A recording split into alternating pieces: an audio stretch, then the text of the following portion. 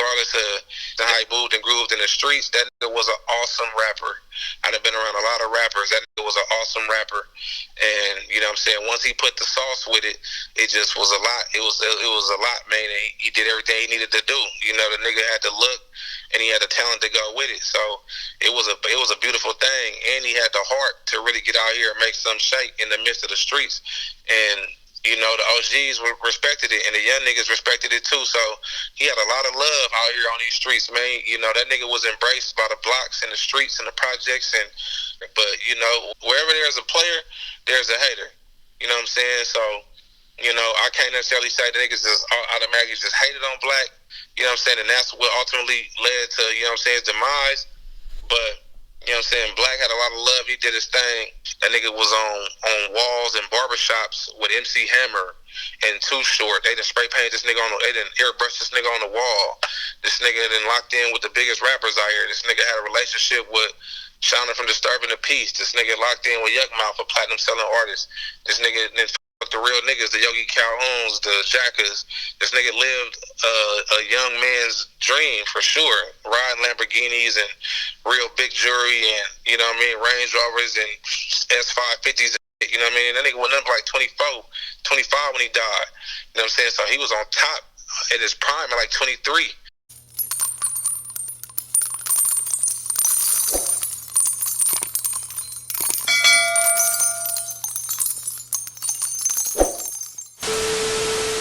AHumbleSoul, we checking back in, man. Want us to put something together, put a documentary together on Pretty Black, somebody who became a legend in the Bay Area, man.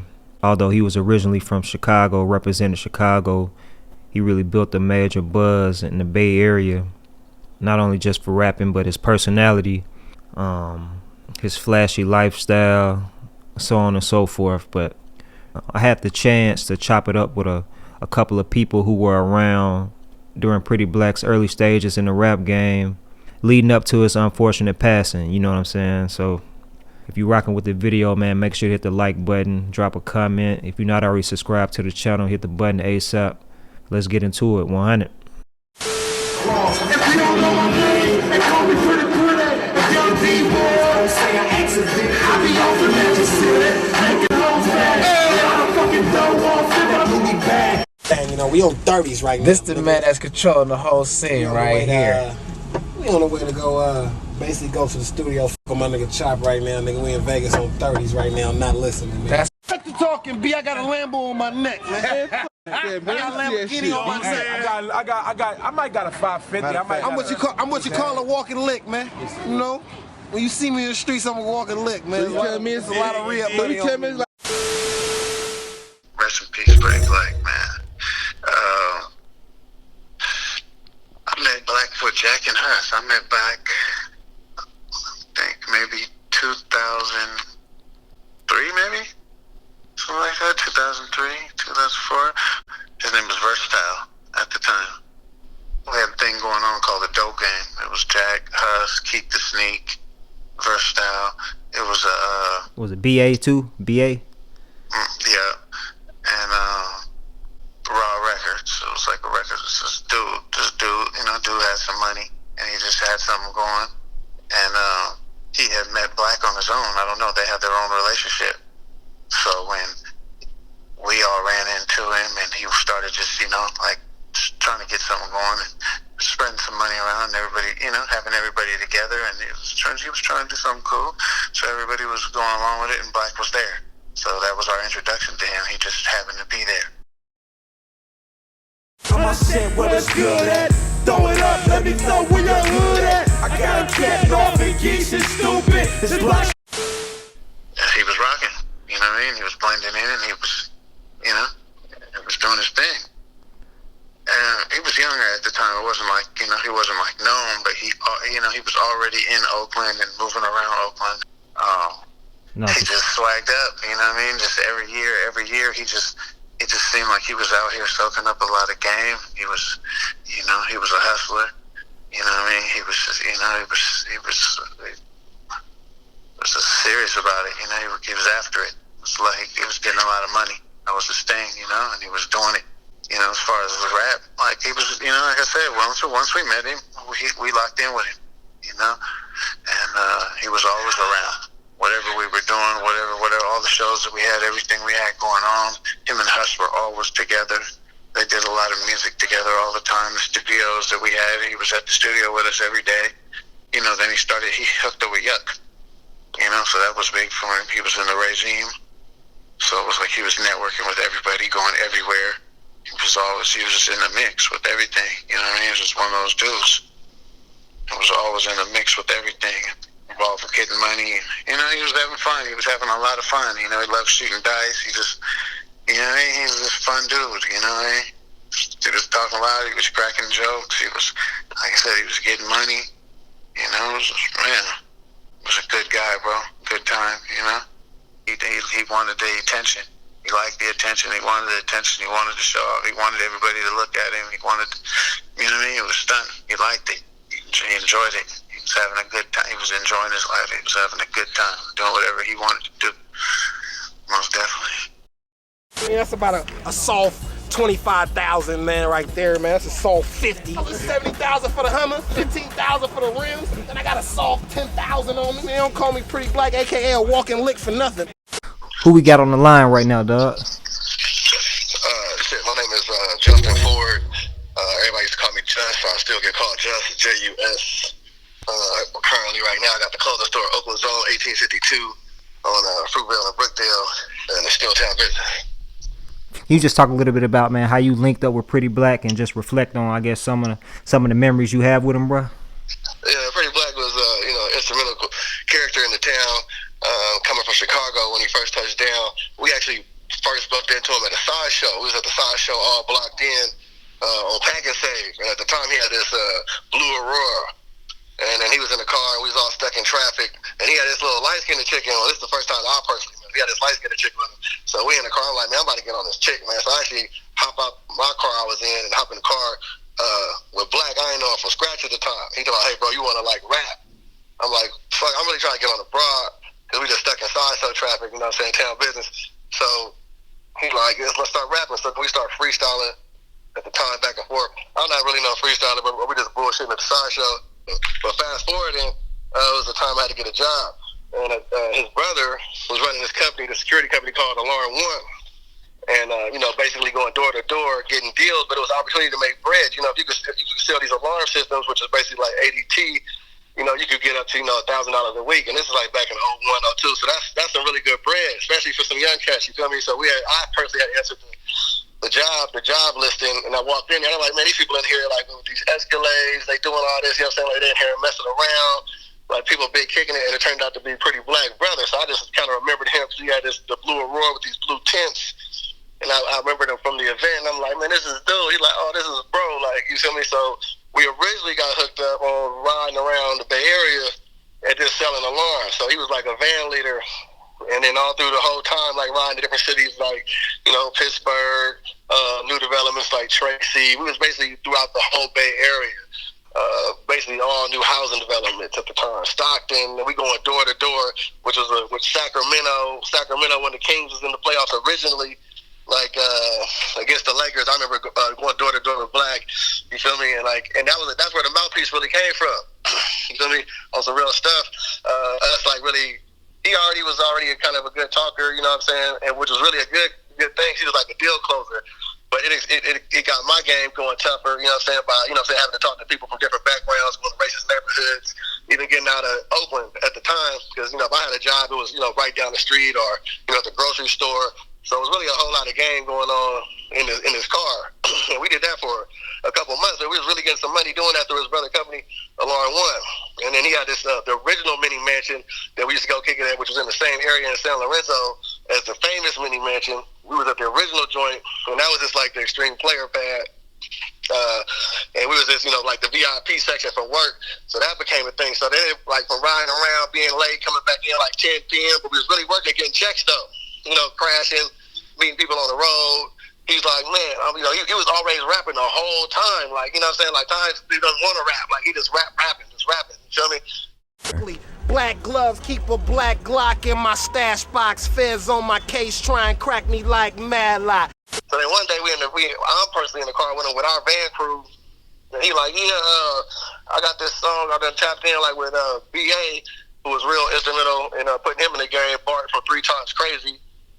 He was like, BA done, said he got this and that for me, and we're going to be doing this thing called the Dope Game. So I'm like, the Dope Game, okay, And then that shit ended up turning out to be Bart for 3 Times Crazy, Keep the Sneak for 3 Times Crazy, Jacka, MIP, for the Mob Figures, and also Hustler for the Mob Figures. Man, it was also some really good people for us. Man, they was all in the rap group with them. I'm like, for me, growing up, I'm listening, obviously to the Stack and Chips. I'm listening to the first Mob Figures album. I'm listening to, to the original Jack and stuff like that. These are already them dudes at the time, you feel me? He like, y'all got it. I'm like, man, how the this nigga all of a sudden the rapper was like, so it was like, to me, it was like out the blue, you know what I'm saying? So that's as far as like how it's kind of, to me, how his music thing started. Because like this, it started real quick. Like he was like, I'm doing this with them and doing this with that, and I'm like, man, it's the Dope Game. It's like, wow, you feel me? You rolling with these dudes. So that was big, and he was just taking big steps from there. I remember at one point he was tapping in with Yuck with the Ray Jean. He was tapped in with that movement. It was quick, you know what I'm saying? Like we talking about real town cats, and him being from Chicago coming in, and for me, meeting him like to 02, you know what I'm saying, from his passing into like 08, it was just like him moving quick, you know what I'm saying? Like he was doing his thing, doing whatever he was doing. A lot of like the alarm selling was part of it, rapping was part of it, amongst other things, some things I didn't know. But being a young nigga in the Lamb, like. He was doing that like, he was pushing me. He was pushing me like, let's go to the car dealership. And I had a cool little Mustang, the 96 Mustang, with the red tint. And, he had the Aurora with the blue tint, you feel me? So that was just a coincidental thing, you feel me? So we was kind of like opposites. And this is like doing dumb stuff way back into the sideshow, tearing our cars up, and then, he's like, let's go to the car lot. I'm like, to the car lot, man, like, and I remember like, the first thing him coming with, I remember like, when all this started moving quick, because he would have got this BMW 745. This is like an 02, 03. This is like when they first came out. They got the alligator rims. So like everything he was rapping about and talking about, it was just like, man, boom, boom, it was happening quick. And I'm like, damn, okay. He's like, let's go to the car lot. So then I end up getting this Jaguar S-Type. It was clean, so Roman Bronze joint. You know what I'm saying? We was all over at Nino Motors at the time. That was the place to go, man. Nino Motors, they had the operation in Richmond. They had the operation in the Vallejo, and I remember pulling up back to the mini mansion. Niggas was like, man, it started just being everybody just going to Nino. So we had a whole fleet, like shit from Nino. So like then just going to all these shows and like Seaside. And this is how, you know what I'm saying, as far as like, to me, as far as the Dope Game movement, linking up with Jacka and Hustler is how we had tapped in with PK. And PK is, obviously the behind the scenes man pushing a whole lot of things at the time for Jacka and amongst other Bay Area legends. As a positive influence, behind the scenes of the game. But PK was a really good dude, and one of my better friends, it still is to this day, because, a lot of people kind of moved on or still not around. So it's nice to kind of see people still, pushing on positivity and growing in the game. And then also at the time, between this alarm stuff, when we tapped in with Yogi Calhoun originally, I had to start going to school. And I had met Yogi in one of my classes, and Yogi was a really good dude. And he was rapping, and I was like, damn, like, man, you got a good sound. Like, you should probably tap in with my folks Black. At the time, he was calling himself, he was saying his name was not gay, but he was really Versatile at the time. Like, Versatile was his original name that he had came with. So I was like, my nigga Ver, he rapping, you should probably go tap in with him. And then Yogi and Versatile got together real early, and they made some good music, man. They made some real good music together. Yogi's still pushing, doing this thing together today now. But they made some real good music in the game. And from there, from introducing him to Yogi, you feel me, we started rolling around with like a lot of my high school friends, a lot of my neighborhood friends. So this at the time of like Black Saturday, and like just really pushing, like everybody really just pushing together as one movement, as a mob. So the shows was really lit. Like, you feel me? This is like the prime of Black Saturday time, and then we pulling up in Jaguars, you know what I'm saying? And, I remember us having like the 7-3 Thump, you know what I'm saying? Like, everything like was happening quick, you know what I'm saying? Like, it was serious. And I remember Black, Mama Real Hard, you know what I'm I'm saying, with my cousin Chum Chum, Free Chum, you know, and he was riding with my folks BG, and they had their movement going on in LA, you know what I'm saying? So I was still up here in the Bay doing my thing at the time. I remember him dipping off to LA, but him coming back, and then, you know what I mean, tapped in with a couple other good people, my boy DY and Disaster, out there for 6'5", you know what I'm saying? They was all tapped in and you know, moving and grooving. And you know I'm in the streets of Oakland right now, jeweled up. We fucks with it. We young street niggas, man, you feel me? And the mob is what it is. You know, and everybody was doing their thing, you know what I'm saying? But, you know, at the time, you know, we talking about like 2006, 2007, 2008. And you talking about Lambs, you know, I mean, just anybody. I mean, even right now in the town, you know what I'm saying? But you talking about Lambs and, you know, you talking about Hummers on 30s and BMWs and, you know what I'm saying, what people are seeing, you know. And I remember Gucci Man. I remember Gucci Man being somewhat upcoming, doing the shows. And he came to the Bay and, you know what I'm saying, he was tapped in with Black. And we were going over and meet with him. He wanted to wear a black Mighty Mouse chain. Black had a cleaned Mighty Mouse chain. He wanted to wear it for a show, and you know, we had to go try to get it back. You know what I'm saying? It just wasn't given back. You know what I'm saying? As Black agreed to let him wear it for the show, and that was the whole episode. Mobbing with like Cousin LP and a couple other figures in the game at the time. That was really 10 toes in the movement. But the chain ended up coming back. We ended up getting the chain back from him. So that was that.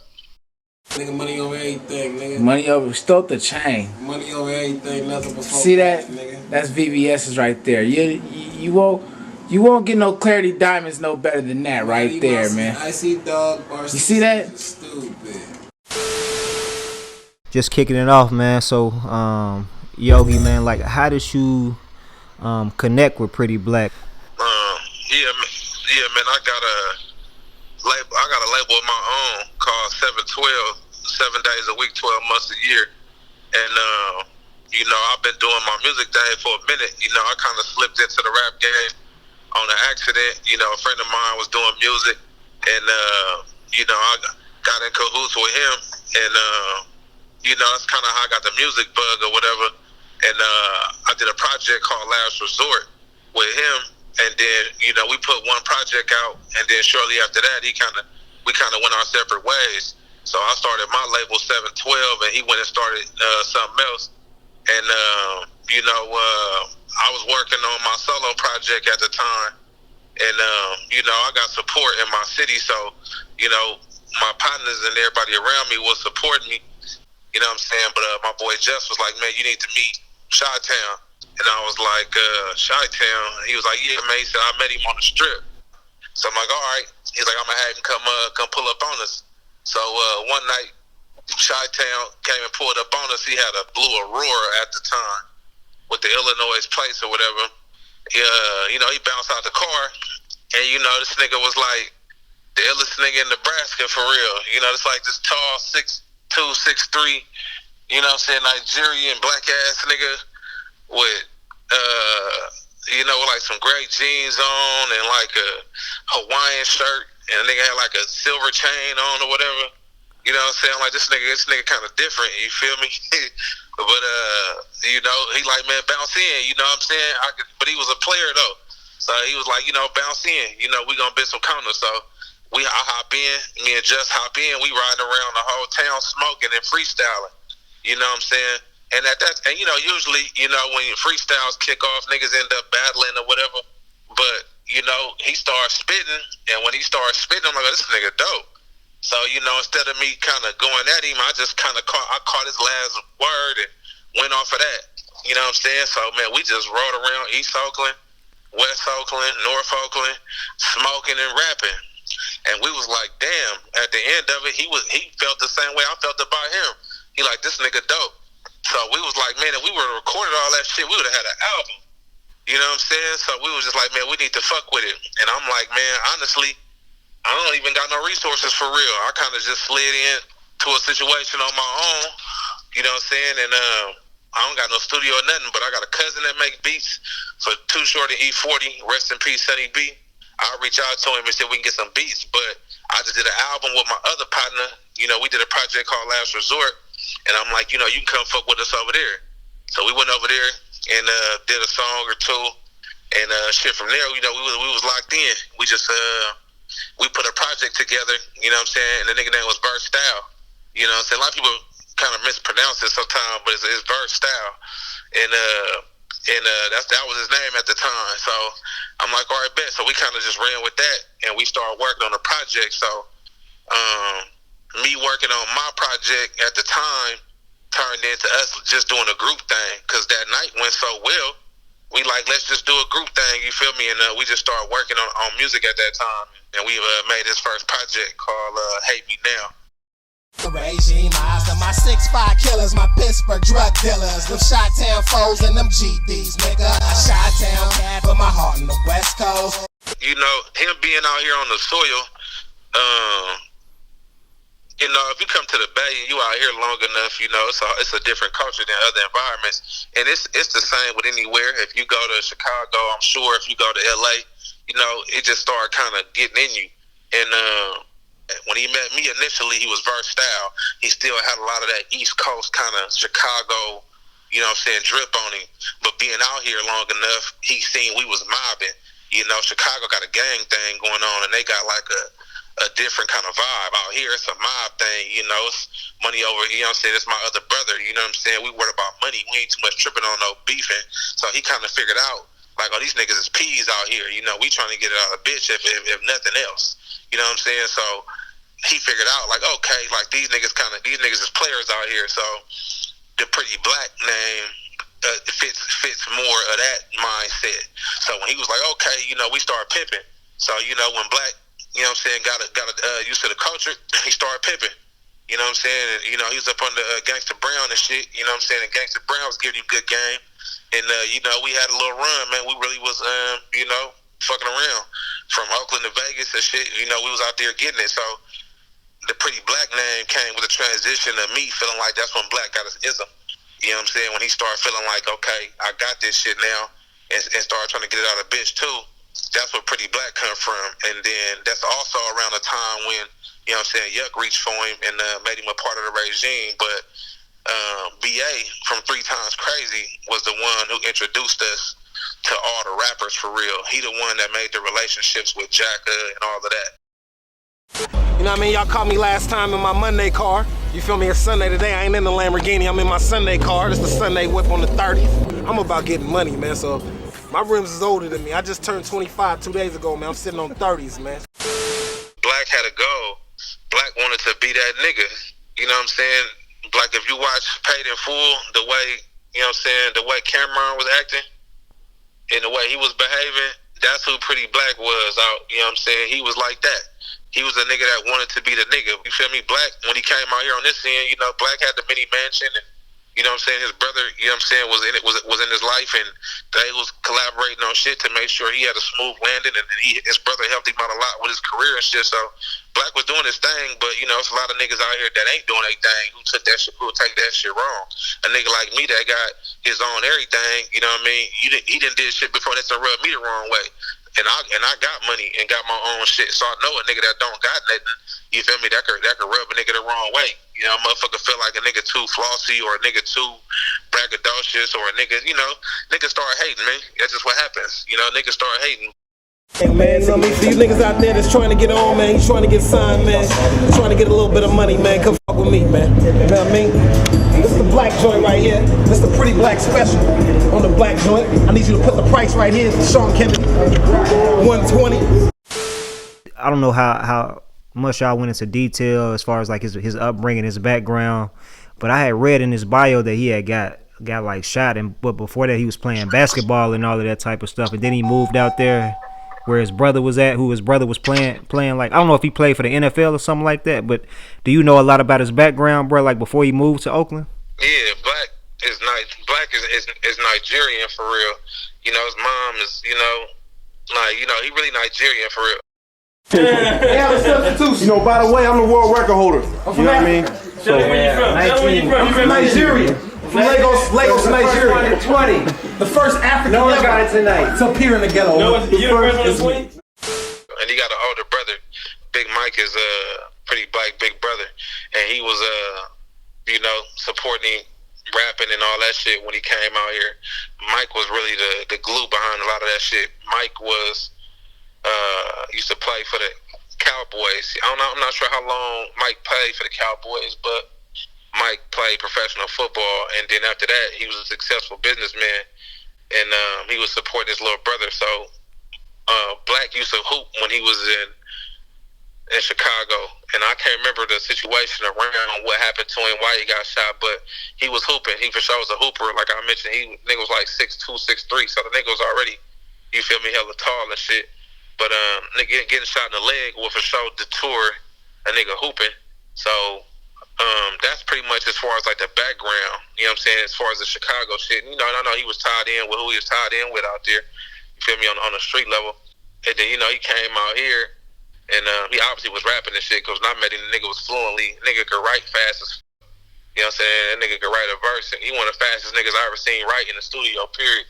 And I done been around everybody, and that nigga was a fast-ass writer. So his background, basically, yeah, just coming from Chicago, being caught up with that shit out there, and, you know what I'm saying, just, he really was trying to do the right thing, and I guess it ain't too much you could do in that environment. Plus, once you done got shot and shit, I can't see too much positivity coming out of there. So coming to the Bay, he was intent on, you know what I'm saying, rapping and shining out here. No, so that was his goal for real. For sure. Is it true that he used to, I know he did some work with her, but that he dated Shauna from DTP? Yeah, that's it. Because once he got up, you know what I'm saying, and did his regime shit, he shining, he riding foreigns and shit, he got songs and records and shit out.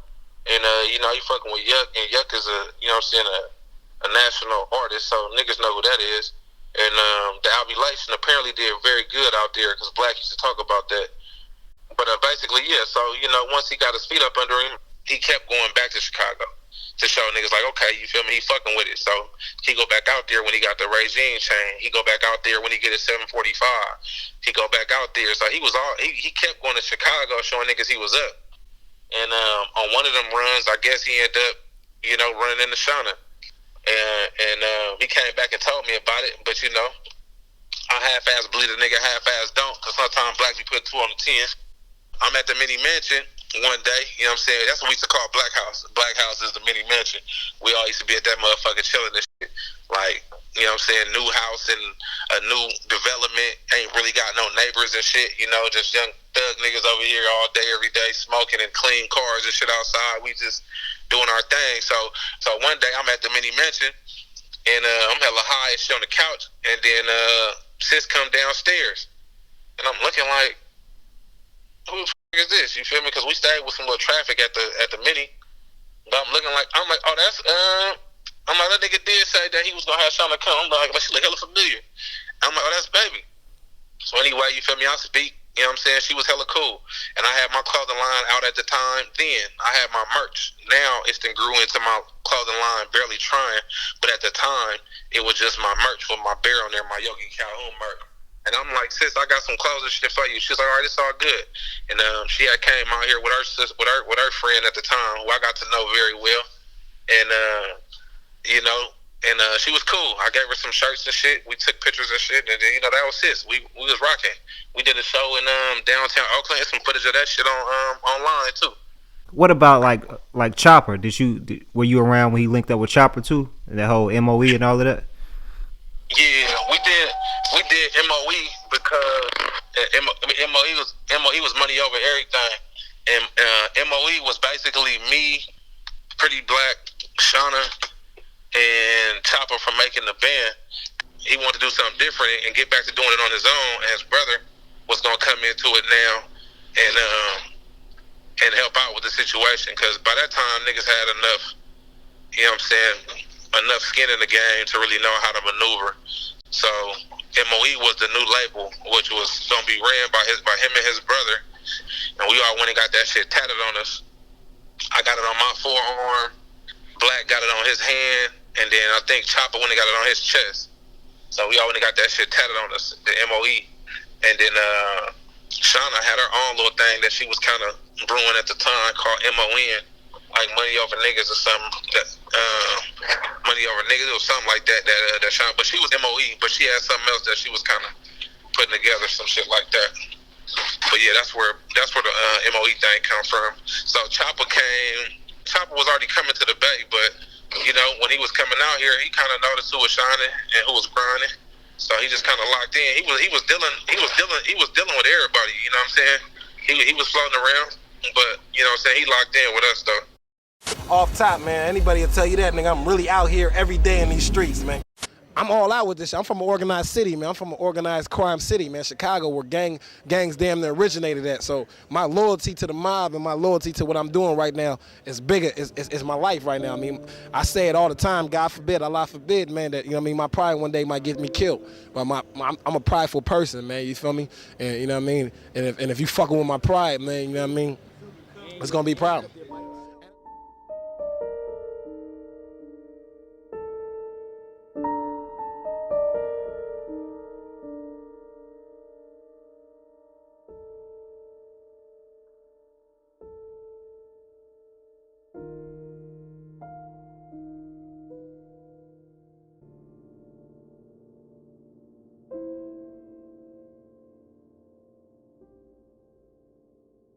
Do you remember where you were when you heard the news about his passing and the last time you spoke with him?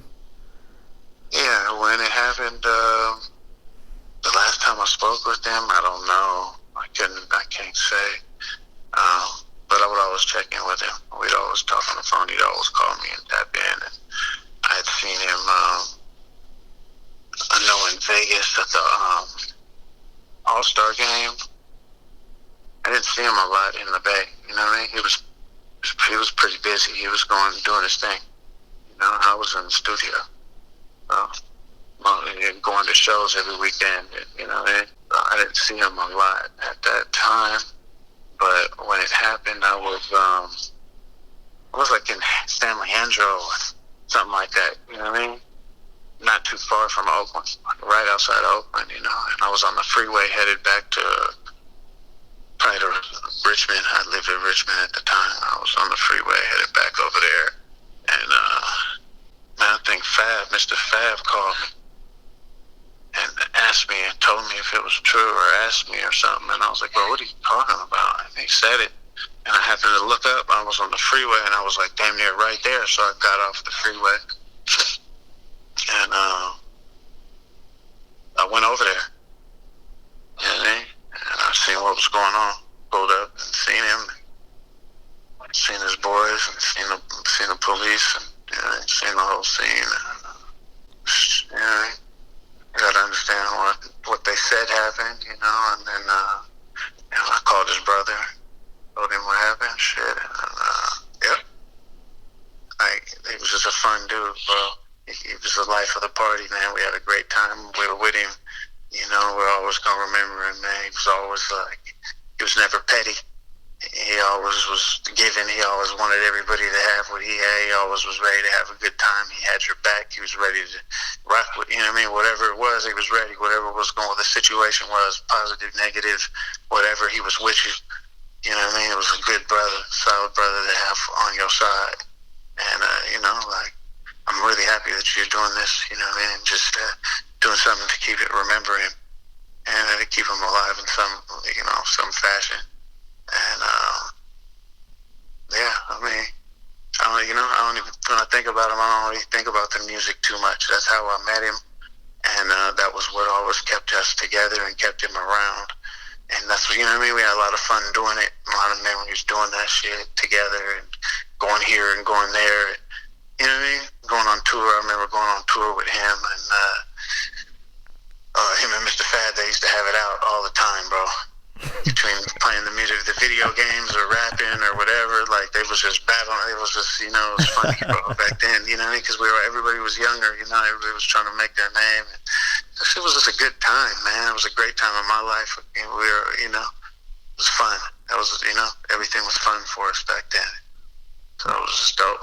He's, you know, I always have some good memories of him forever in my life, you know.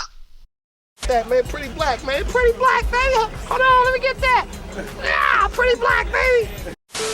But at the end of the day, man, that nigga was a really positive dude. You know what I'm saying? And really, he was really focused, man. Like I'm saying, if my guys pick one word for pretty black, I would have to say focus, man, because, you know what I'm saying, you know, niggas start talking about that, think it and you can achieve it. Like, man, everything he said, I mean, that shit manifested, you know what I'm saying? And that shit, to this day, you know what I'm saying, with my clothing company, being able to talk to people, like I said, expanding out the Bay Area, you know what I'm saying, let's go talk to these people over here. I remember a nigga talking about he always wanted a Range Rover. He was like, that was his main thing. Oh, I want this Range Rover. I want this Range Rover. And right before the BMW, before the rapping, this nigga popped up with the Range Rover. And this was actually one of my better stories about the nigga. He popped up with this Range Rover, and we mobbed with BA, so 3 Times Crazy. And he had the baby Benz, and he like, we gonna mob to Vegas. So we back to back, you know, BA smashing the Benz and Black in the Range. And he had, you know what I'm saying, he was about to sit one down out there. He was about to sit this chick down. And, you know, at the time I had a Metro PCS phone, you know what I'm saying? And that shit didn't work outside of Oakland. So we mobbing in the Range. So I had my broad phone at the time, had my chick phone. And I remember also the main point of this story is that this is like the first time I'm hearing the dope game sound. And he's like, yeah, I got this song with the mob figures and the 3 Times. And I'm like, what? And it's he played this song called, I can't remember the name of the song, but I remember it's like that. Niggas, hoes, bitches, hustlers, everybody wanna be like us. From the old to the shy, niggas, that shit was clapping, right? But right behind that song, we going to Vegas. This true story. Nigga, the town business come on. Like, I'm like one of the first niggas, like no cap, like I'm like one of the first 25 niggas in Oakland to ever hear the song. Like, it was fresh off the shit. Black hella excited about this song that he got, which was slapping. But then town business behind it like that. AKs, Tech 9s, Mac 11s. AKs, Tech 9s, Mac 11s, 40 cals. I'm like, nigga, my mind is blown going to Vegas, nigga. Like, this, we slapping this for 8 hours. This shit is fresh off the press. Like, oh my God. So he like, blood, we gotta keep playing my song. I'm like, nigga, the town business is behind this, nigga, you tripping. So we kept mobbing. And in the phone, he was like, man, get a bitch the phone, which was my wife's phone. It ended up being my wife. You feel me? I gave the broad the phone and the hoe bitch. And we never saw the hoe bitch again. Like, she went renegade. Like, so that was that story though. But that was real instrumental in one of my memories of Tricky Blood. Bro, like, do you remember where you were when you got the news about his passing? Yeah, I remember exactly where I was at. I was which was all at the time our good friends. We was at my folks' ET house over. It was like in Phonetown, and we was all watching a movie. We was in there like 4 or 5 deep in there, just watching some movies on some chill back shit with chicks. You feel me? Like, you know what I mean? Niggas was tucked off, and niggas get the call talking about. I think somebody called me from like man, is Black good? I'm like, yeah, that's matter of fact, you know what? I had just talked to this nigga. You know what I'm saying? Now we're super reflecting on this shit. Probably like, you feel me? Like right before whatever the fuck happened. I had just talked to this nigga, randomly calling him. I can't remember the conversation, but he like, I'm gonna hit you back. You know what I'm saying? Long story short, and I got the phone. So then I get another call, and niggas is asking me like, oh, is Black good? Where y'all at? And at the time I wasn't really all with him like that. You know what I'm saying? Like, you feel me? Like, you know what I mean? We was mobbing like we was like at the time of the job shit. But I get the call, and I'm like, man, he should be good. Then I got like another call. So then we ended up getting the word from Phonetown to go ride to the deep. So we ended up going to Allen Grove. And then by the time we get there, you know what I'm saying? We used to be over in there, you know what I'm saying? Like in the back of the grooms, you know what I'm saying? So it wasn't like out of ordinary, whereas the mines happened. We used to be in the back, you feel me? Like all the way in the back of them, you know what I'm saying? Like just pulling in and, you know what I'm saying, minding our business, going to our location, you know what I'm saying? And, you know what I mean? I wasn't necessarily, I was over there, but, you know what I'm saying, that wasn't my location. But I was over there frequently enough to know that with them, you know what I'm saying, by myself to know that was, you know, it wasn't out of the ordinary for him to be over there. But this is about the evening time, so we get the call from the phone to go over to the grooms, and then by that time, which is a gated community, so you just can't drive in. Well, like I said, we used to be in the back, but he was kind of hit more towards the front of the community. And I didn't really see his car around, you know what I'm saying, which was kind of weird, because he never walked, you know what I'm saying, because he was always in a car, you know what I'm saying, so they had already put the covers over him, and we ain't see no car around. We just saw him like there in the middle of the entranceway to the grooms, and I reached out to his brother, Big Mike. I think at that time I might have been in the D.C. area, so we had a long-range call to family, and kind of let him know, but I believe somebody already had tapped in, let his brother know. And then we had his services over there in the Acorn over there, and that was really the last of it. Motherfuckers say what they want about me. All black got this nigga looking for him. Well, if you looking for me, nigga, I ain't that hard to find because I'm in the streets every day. You know what I'm saying? I went to Texas. I had to go my brother passed away, and I had to go to Texas, so I ended up going out there, and I was out there, you know what I'm saying, taking care of family business and shit. And while I'm out there taking care of business, this shit happened with Black. Do you remember your last time talking to him or kicking it with him? I think the last time I seen him was when the Hummer got towed. I think the Hummer got towed one night. I was at the barbershop one day, and some niggas was talking, cause Black had became a big deal out here, and everybody knew the nigga. Everybody was the nigga cousin. Everybody was the nigga brother. Everybody was just my brother. My brother niggas is talking to me about the nigga like they grew up with the nigga. It should be funny as fuck. But I was at the barbershop one day, and niggas was in there talking about like some money being on Black or something, and they just talking, and I'm just listening, and I'm like, oh, okay, you feel me? I'm just soaking it up. Like look how loose lip niggas be. Niggas just sitting here talking about some shit. Niggas ain't know who they around. So after I get the story, I leave the shop and I go pull up on Black, cause mind you, I hadn't been around a nigga like that. And I'm like, bruh, this is what I'm hearing. He kind of got, he cleared it up. He gave me a different perspective on it, of what was going on.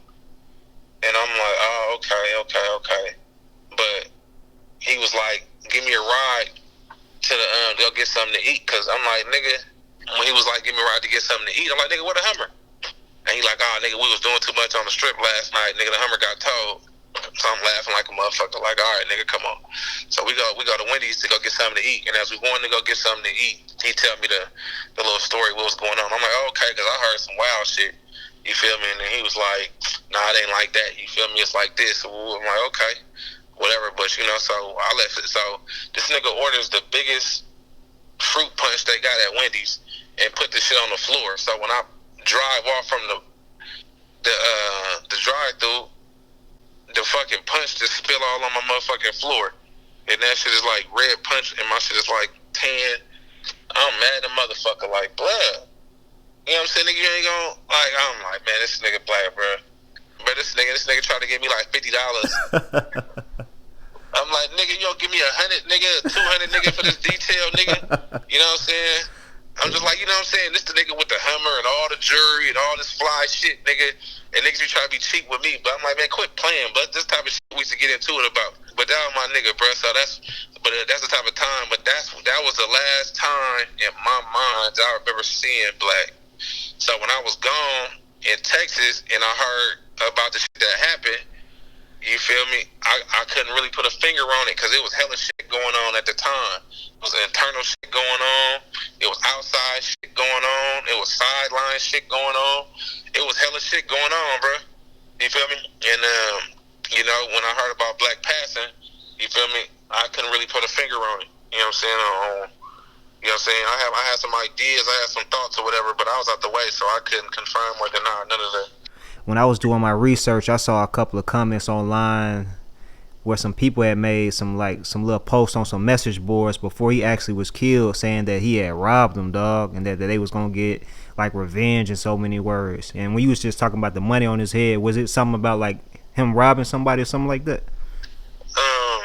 When I was in the barbershop, the niggas didn't get no specifics on what it was. They were just talking about, niggas in the shop running their mouth. So I didn't know where it was coming from, but I know for sure they was saying that it was some money on the nigga head. So when I talked to him, and he was telling me that it was a miscommunication about some shit. It was really simple, for real. But he already had a reputation a little bit for robbing niggas. You know what I'm saying? And when you got a reputation like that, a nigga could easily put something on you and say, you know what I'm saying, oh, the nigga did this or the nigga did that. But that is what he was it pretty much was. He pretty much was he was saying that niggas said that he tried to rob him, and he was like, he wasn't like that. You feel me? And not necessarily like in them words, but it basically was just a miscommunication for real. These niggas said this, and he's saying it ain't like that. But since he already got a reputation, you know what I'm saying, they get a nigga the doubt of the benefit as opposed to the benefit of the doubt. So, you know, it sounded like it was miscommunication at the time, for real. And I'm like, okay. So when I left the nigga, I didn't really feel like it was nothing too crazy. I know niggas is in the streets talking, but that ain't nothing new. That's what niggas do. But, I mean, that nigga knew what time it was. Like I said, it ain't like he was oblivious or he was green. That nigga knew, you know what I'm saying, what he was doing and how to move and what to do and what not to do. So, you know what I'm saying? But that's what we used to always tell Black, though, when he was out here. We used to be trying to tell him, like, bro, you gotta be cool. Like, it ain't Chicago. Like, we know you used to Chicago, and at the time, Chief Keef wasn't out yet, and niggas they don't know about the drill scene and all that shit. But we know Chicago organized, and Black got real ties to Chicago, and I got real ties to Chicago through Black that I met along the way. So we was familiar with how the niggas move and groove, but it's different than how we move and groove in the Bay. So with him coming out here doing shit, sometimes he be doing shit that we don't see as being smart, or we don't see as just being a good move for longevity out here. And Black heard all the concerns, he addressed them, and he decided that he was gonna move this kind of way because that's who he was, and he wasn't scared of none of these niggas out here. So if you run up on one of these whips, you feel me? Just know you gonna have that 30 or better, man. 30 or better with me at all times. Motherfucker don't want to see them hollows, man. Niggas getting money, man. Hey, let me let y'all get this coat real quick, man. This is a $600 coat, man. Them crystals on the back of the coat, man. Like, what was the story you received, considering that you wasn't actually in the city when it happened? Because what I was reading, like in the news reports, it was saying that he was at one of his family members' apartment or something like that, and he saw his, I don't know, I saw a couple different things, like his tires was flat or something. He had got to the gate, and then some people popped out and shot him. But like, what was the story that you got, bro? Same shit. That right there. That he was at he was at a family member house, and he came outside and his tires was on flat, and motherfuckers ended up shooting him while he was outside. Yeah, I mean, that was the story that I got, but it was very minimal. You know what I'm saying? I didn't really know, but I heard the same shit that you heard. It was just like that. I just knew that when I heard about it, and I heard where it happened at, I just knew that it had to be had to be more to it. But, you know what I'm saying, it ain't so much, but I'm out of town, so I can't really, you know what I'm saying, niggas is just like, you know, when you get back, you feel me, we'll talk to you, and we'll hear about what's going on or whatever. And then when I came back, it wasn't nothing different, it was the same shit. And niggas kind of had to put two and two together. And the fucked up thing about it was just that when you got so much shit going on, like, you know, it's hard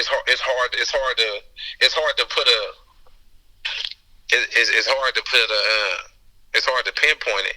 I mean basically just on some real nigga shit. You know what I'm saying? With a nigga Black past that, and the way I heard the story, it still don't sit right with me. I really don't understand what happened, but I do know that it was hella shit going on, and I do know that being outside and being out here on these streets and being actively, you know what I'm saying, doing music, being a popular face, being a fly nigga, being a flossy nigga, for one, that's gonna breed hate. For two, if you out here doing shit in the streets breed karma. So good karma and bad karma exists out here. And then three, when you moving in a group of niggas and you moving in a circle or a unit, it's important to make sure everybody is on the same page and make sure everybody eating the same and make sure everybody is, morale is up. And then four, you just can't really trust nothing for real. You know what I'm saying? You always got to move like it's the issue. And Black just always moved like he was confident. You know what I'm saying? He never really, you know, he moved with Uzi. He was smart, you know what I'm saying? But he did do some shit sometimes that'll have motherfuckers be like, either this nigga stupid or this nigga is like a super crazy nigga. You know what I mean? And we ain't gonna fuck with him. You know what I'm saying? So, you know, all those things right there, you know what I'm saying? You want to keep your grass low so you can know what's going on. So when you got all that type of shit going on, you can easily paint yourself in the corner. So when something do happen to you, it's kind of hard to put a finger on it, but that shit could have been an outside job or it could have been an inside job, but we'll never know. And I just feel like ultimately if anything, shit, just, you know what I'm saying, rest in peace to Pretty Black, man, you know what I'm saying? He for sure one of the niggas that'll be remembered. And you young niggas, man, really y'all best better stay in school. Cause if I could do it again, all bullshit aside, that's what I'm gonna do. I'm gonna be playing basketball, getting one of these $1 million checks. I ain't gonna be out here risking my life every day doing the shit I'm doing, you feel me? So to the youngsters, man, if y'all gonna do this gangster shit, be the best gangster you gonna be. If you gonna do the school shit, nigga, apply that shit to the best of your abilities, man, cause this street shit really ain't about nothing, man, you feel me? Niggas is dying out here in the streets, man. Niggas losing their lives every day. This shit real, nigga. So if you gonna play in this shit, just be ready to play it how it go, nigga, cause, you know what I mean? Karma's a motherfucker. New lack, rest in peace, Pretty Black. Slapping this is for hopping out, smelling like a back.